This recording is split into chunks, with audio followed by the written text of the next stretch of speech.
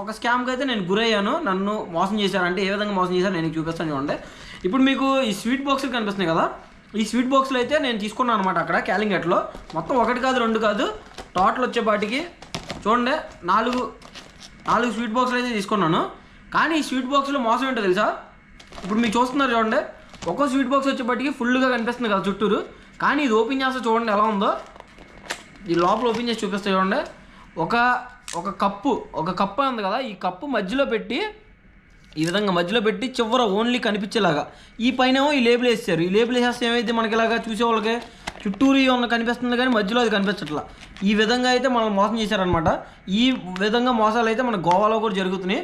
మీరు ఎప్పుడన్నా స్వీట్స్ తీసుకున్నప్పుడు మాత్రం ఒకసారి బాక్స్ ఓపెన్ చేసి చూడండి, మీరు అందులో ఫుల్గా ఉన్నాయా లేదా ఏ విధంగా ఉన్నాయని చెప్పని. ఇదిగోండి చూడండి, ఇంత స్పేస్ ఉంది కదా, ఈ స్పేస్ మొత్తం వాళ్ళు సేవ్ చేసుకొని ఇలా మోసం చేశారనమాట. కాబట్టి ఇలాంటి వాటి పట్ల జాగ్రత్తగా ఉండండి.